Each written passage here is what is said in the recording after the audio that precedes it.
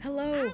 I'm going off of this with no script because I promise you I can dig this out from the depths of my brain. So if I stutter a lot, I apologize, but I feel like ripping it from my head is better than jotting it down on a script. I have a bunch of points for today. But ever since the release of Anna Drain Barbecue, after 4 years, by the way, this is a 4 year wait. I'm so fixated on it. I've completed about 2 runs worth of the game, 3.3 hours. Oh my god, it's so stunning. And there are so many elements of it, both narrative driven and just composition wise, where it just takes me back to when I played Psychopomp back in February, January or February of last year, and Psychopomp Gold of this year. Of this year? No. Of October, yes. October of last year. And so it just made me think a little bit. They really do mess with you with words. And there's something so enchanting about the way they use tactile imagery, scent-based imagery, the way they use the words to sort of draw you in and immerse you into their settings with their styles that just, I don't know, it's something I don't get. But it's beautiful. Like, there's so much symbolism behind it, and I love it. So, without further ado, I want to do a little, just off the top of my head rant of Anna, Dream Barbecue, Psychopomp, and the Art of Words. Now, what is Dream Barbecue? Dream Barbecue is, I believe, the fourth installment of the Anna series, directed by Joel G, known for its avant-garde, early internet 90s to 2000 mixed media aesthetic, including adventures with Anna, who is inspired off of a Picasso painting, which I'll put on screen for clarity. She also has multiple sides or phases, which, for my own convenience, I'm going to use a diagram that I made myself. Now, the one that we were introduced with is the blue side, which is akin to sadness, and the yellow side, which is akin to happiness. But in my opinion, I see it as just as flat and as easy as pessimism and optimism. So on this graph, the further we go to the left, Anna gets more and more negative until she reaches one full emotion. And then on the right side, she gets more and more positive until she hits full positive. So to the right, we have what I like to say defeatism, or intense sadness. This is when Anna just absolutely loses it, just completely sad, completely upset, all of those things. Now, when we get to the far left, we have what I call meltdown, known as gray or full blue. This is when Anna just, her yellow side completely just separates itself from her body. She starts freaking out, can't stop crying, and she can't even break out of that form until Froggy beats the crap out of her with his leg. And she also is faceless, but her face is on her hands, where she continues to cover her face and is just screaming and crying, not even saying words. This version of Anna is literally breaking down, crying in front of you, begging for something. She can't even utter out words. That's just how sad she is. And my theory with that side is that when you go completely into one emotion as Anna, right? The chance of breaking out of that is very slim. Like something trivial needs to happen in order for you to snap out of that, correct?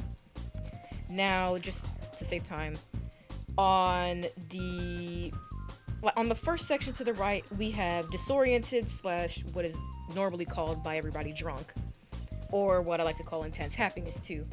Only reason why I said disoriented is because this one video I saw by AnnieWu explains how he doesn't believe that side is drunk per se, even though he acts drunk. Annie acts drunk. It's more or less because somebody warned her that she'd get disoriented along the way, and what happened? She got disoriented. And what often happens when you're disoriented? You act kind of out of mind, drunk, selfless, sort of like you don't have all your senses intact. However, when we get to the far right, we have full yellow, which is what we see at the end of Temptation Stairway. My theory with that too, which I'll get onto theories later, is that full yellow is mainly just like, it's not necessarily complete optimism, but like we see Ana is confused, not necessarily at Mooney, but just confused in general at the end of Temptation Stairway when she's completely yellow. And after the events of Temptation Stairway, even though it's been said that Dream BBQ Ana and Temptation Stairway, or the OG Ana, are completely separate, have no relation to each other at all, I'd like to think that Temptation Stairway, full yellow Ana, after that, it's sort of fragmented again, like she got reset into the meaning, the salesperson, which are our next two, after Demon and Diablo, which are the names given by the community on the fandom wiki. As much as I don't really want to trust fandom wikis, because they can be crazy. Anyway, and now with Dream BBQ, which is the current rendition, we have our main Ana, whose left side our view is Meanie, and right side our view is salesperson. Meanie is more just a meanie, like just a completely rude girl, sick of everybody's stuff, just straight to the point, hard-headed, while salesperson is more intuitive, prospective, basically everything that you would want in a salesperson, and B, someone to promote your product, someone to convince you to buy something that you would see at the store. And what's interesting too, which I'll connect back to PSYCHOPOMP in a minute, is in my old PSYCHOPOMP theory video, which you should go watch, it's actually really good, I worked really hard on that. Red is the color of anger. It's also the color of passion. Red naturally kind of makes your emotions more extreme. It's also on the further end of the visible light scale, closer to infrared light, which is hard to see, similar to ultraviolet light, which is also hard to see, but is very dangerous to the body. And with red being the color of hunger, anger, passion, it's also the color of business. Because it's so connected to hunger, red is used in like numerous restaurant chains. Like, I can name so many, not sponsored. McDonald's, Wendy's, Dairy Queen, Freddy's, Five Guys, freaking, even Jollibee. Literally, I promise you 80% of restaurant and fast food chains utilize the color red because it is scientifically proven to make you hungry. And you know what BBQ Ana salesperson side is hungry for? Money, for business relations, for some form of reward for her for her doings, for her passions, as well as quitting being her own boss a long time ago, aka being an entrepreneur, when really this version of Ana, at least the salesperson side, is hungry to kickstart a business, hungry to find some sort of purpose for her business, which is her own business. It's literal. We also have human-esque, which is what the wiki calls it, or the more all-human Ana, except it's complete. The red and the blue is still there, but what's so interesting is the blue, aka the meanie side, has completely taken over her face. But she has a gaping hole in her stomach, which is like what I like to call hollow. And the projection inside is also a little disoriented, but is still pretty conscious. So I like to think that that part is more or less Ana's soul, or Ana's like concept of her being just kind of like tugging out of her body, forcing her to keep going, to keep crawling. She's hollow because she's still looking for something. She's hollow because she is longing for something, longing for the bathroom, longing for that God, that divine being, that genie to just wish away all her problems. And then we also have green. I don't really have a lot to say about green, but these are the way I see it. I see those sides, okay? So don't clock me. Also made in Unity and Fmod, Dream BBQ Ana, which is actually pretty good. Unity's always memed on every now and then, but no, Their low poly aesthetic that they chose is just, I'm so glad they did it, and they kept in tune with the aesthetic. So beautifully made. But another thing I want to mention too with this, before I get to the meat of the Ana section, is Scribble Smile's Multiple-Ena theory from back in 2021. I found this theory to be groundbreaking because from what I remember of it, the main gist of it was that there are multiple Anas. Anas are always discarded and remade, especially in the section with the code where we see the dummies and the Anas sort of floating around in this little code void, which is later also reimbursed in Dream BBQ Ana when we see Ana fall into the code as a dummy. Like, the dummy breaks out of her shell and falls into the code pit like all of the other Anas. And so I don't know if that confirms that theory or not, but I have my own personal thoughts on the whole dummy side and Ana's main theme in general. But the most important part about Scribble Smile's theory is that there's multiple Anas. The dummies represent past lives of Ana, which relates to other past lives theories made by several other YouTubers, correct? And that at any time an Ana can be discarded if she gets too out of line or too dissolved into one emotion and all those things. I just thought that was a really good thing to mention. I'll put that theory video down below, as well as AnnieWu's. Now I have my own theory about Just Dream BBQ called Business Entitlement Theory. There are multiple people at the beginning who say, "I am the boss," which could be a play on ignorance and narcissism in business industries. Everyone knocking others down for their own business goals, aka knocking out your competition. Everyone wants to be the boss because they want to win. But then in a literal sense, they are bossing themselves around. They are giving themselves things to do. They're keeping themselves occupied to ignore something that's literally right in front of their face. So Froggy uses his little bossy attitude, no pun intended, to get Ana to do things that he doesn't want to do, which is selfish. That's, you're putting the load on somebody else, like that normal giving your coworker all the papers that you don't want to do scene in like several different office shows, like Retsuko, The Office, all those other things. And the bathroom is the way for the workers or bosses to find the meaning of their current lives, to get an escape from that business world and just have time to think for one moment that, is this really the right thing to do? Is this really the thing for me? Do I want to continue this business? Do I want to keep minding my own business? Do I want to stick my head into other people's business? It is quite literally, and it's literally said in the trailer of the game, that you are doing a fetch quest. You are digging into other people's business and starting your own fetch quest to fulfill yourself, for fulfillment, excuse me. It's insane. But everybody has their own theories on Ana.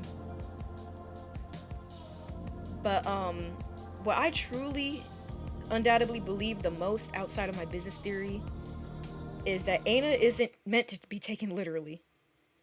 Like, I literally believe that's what the series is. It's, what I see it as is an allegory for people taking things way too on the nose, way too literally, and just word for word. But the series in and of itself, and Ana as a character, is what it is. Literally, the whole thing is, it is what it is. We can all get along or whatever. We may not. Your wording is power. Your knowledge is power. And you shouldn't be butthurt because you took something word for word. So TLDR, I believe the Ana series as a whole is, it is what it is, but don't take everything literally. Now, another point I want to add on to that is, It's been prevalent in Ana for a long time with the use of multiple languages and all the characters somehow being able to understand each other despite language barriers. But I love the fact that Froggy, now this is gonna sound crazy, but I love the fact, from an American standpoint, that Froggy, which is one of our main characters, is inheritably Japanese and speaks fluent Japanese.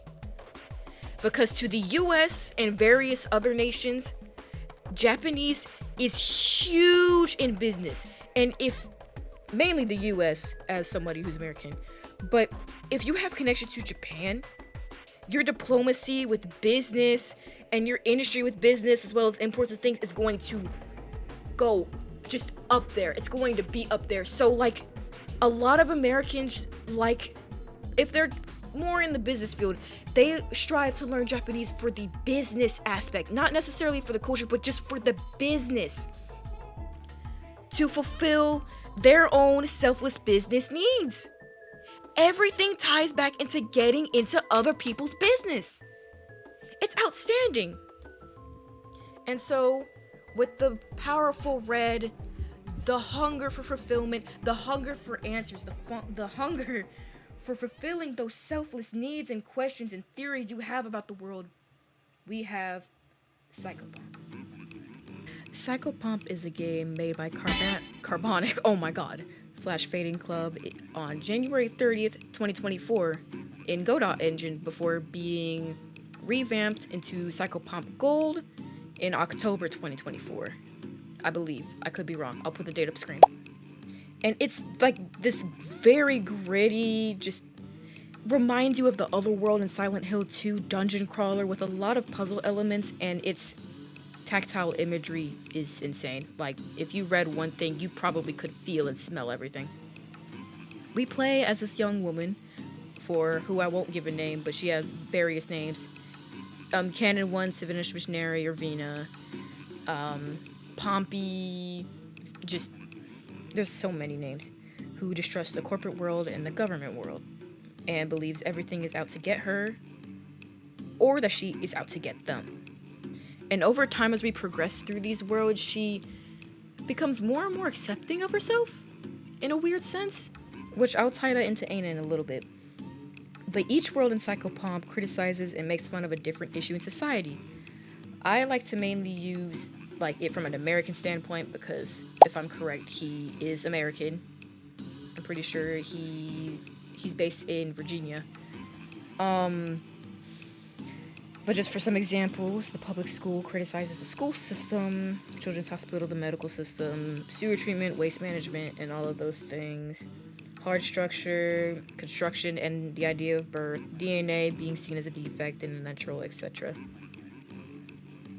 And with the tactile imagery, Carbonic uses that writing to unsettle yet immerse the viewer into hearing the woman out, who we assume off the jump is insane and probably schizophrenic. But in an interview I heard with Carbonic in a video, I'll have to try to find it. If I can't, then I'm sorry. He mentions how the game is kind of based off of his own anxieties, which is genius, honestly, because the best way to immerse the player is to project. And there's so many different sub-themes in that game, which you should go watch my PSYCHOPOMP theory video if you want to see all of them. There's a lot. But yeah, like birth, womanhood, and just general societal injustice, all of those things. Again, look at my old video if you want to hear them in full. And back to what I was saying about the color red. Red is an undertone throughout the entire game. The posterization effect we see, red. The character portrait, red. Venus headset UI, gritty, rustic, volcanic, orange to red. And maroon and all those things. Blood, red. Guts, red. The bloody moon, partially red. The sea and hard structures, as well as all the buildings, red. Even the elevator scene is this bright red, just fighting for its life with the pitch black on the screen.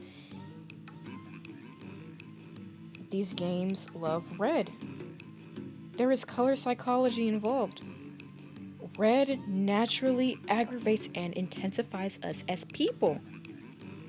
And when you dump that on a person, and then a humanoid who has emotions similar to one of a person, it's just, you get something so beautiful. I'm sorry, I'm getting so sidetracked. Now with these, excuse me, I'm adjusting my mic. Both of these games, whether you believe it or not, have a lot of common ground. Primarily, the first one I'd like to mention being psychoanalysis, which is what it is, analyzing things like a psycho, taking things either way too literally or way too metaphorically, detail by detail, to be sure that you are precisely right on the things you're saying. So in Anna's case, when she does all of these fetch quests and talks to all of these people, she's in search for something to fulfill herself, and she is fixated on that and will go into detail about every little thing, even down to the specific words and the connotation of those words and the way people say those words, even down to the way Mooney acts in the beginning of the series, or how Froggy keeps pushing her to do things she doesn't want to do because she wants to go to the bathroom and find the genie. She doesn't want to stop the fog. She's more focused on the genie and the bathroom. But with Psychopomp, it's much more apparent because, I hate to say it, our character's literally schizo. She takes everything into account. She takes the specific social problem, her own personal experiences, along with the smell, the feel, the way people say it, the way they even look at her, the way they even look, she judges them. She judges everything. And judgment is a form of psychoanalysis, whether you think it or not.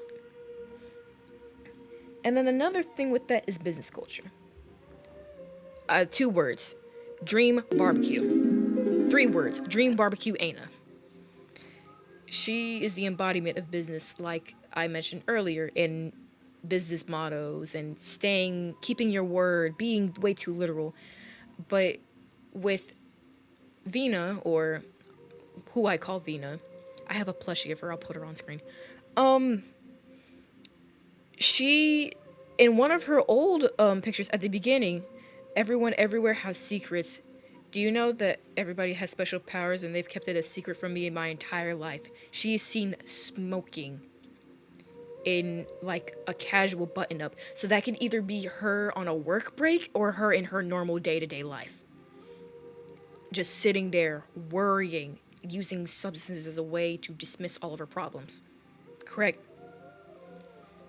And so it also goes back to heart structure of the idea of buildings being inheritably people, these younger buildings being babies while other ones are the elders, that these businesses eat the people within them, that these buildings eat the people within them, because they just want to get the job done.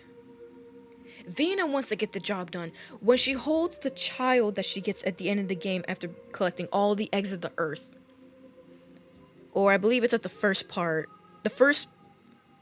the ending in the original version, and then I think near the end in gold, actually no, in the middle to end in gold before you get to Mercury's side. Excuse me, I'm messing with my mic. To where she finally understands herself.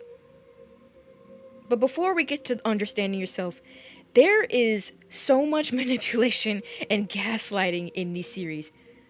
Heavy amount of manipulation in Dream Barbecue, where everybody's putting the load of their business mottos on other people, primarily Anna, who's just taking in all of these business requests and mottos, even though she is more committed to following her own motto, which every business does, everybody does, and again, getting into other people's business and now having the weight of carrying their business. While in Psychopomp, the character isn't only manipulating you yourself by reading and playing the game, but she's manipulating herself. She's incriminating herself, gaslighting herself, making herself mad, making herself frustrated. Everything. And then one of the bigger ones being birth and reincarnation. Anna's reincarnated multiple times throughout the series, both in the background and by each installment, whether it be on YouTube or by game. And Vina also kind of gets rebirth when she realizes who she is, which is the Queen of Venus, aka Seminish Missionary. These games are wild. There is so much thought and symbolism throughout all of these series that just, it's outstanding. But sometimes it also makes me really angry, which is why I want to get to another sub-theme of anger and silencing. Vina throughout PSYCHOPOMP makes the comment about, or at least hinting towards the idea that she's constantly oppressed, which is real in everywhere right now in 2025, whether you're an American or just anything in general. The feeling of being oppressed and wanting to break out of that, but feeling like that you can't do anything, and then being angry about it. While with Anna, she gets angry sporadically and then apologizes soon after. Unlike with Dream BBQ, where it's more of a balance. She can get angry on her meanie side, but she doesn't feel bad about it. Like, meanie and salesperson are kind of intact more than they are with the original Anna. And in a sense, she is getting silenced and censored by the nature of Dream BBQ. Every time she tries to say the genie, she says bathroom. She cannot mention the genie. It's like this sacred thing.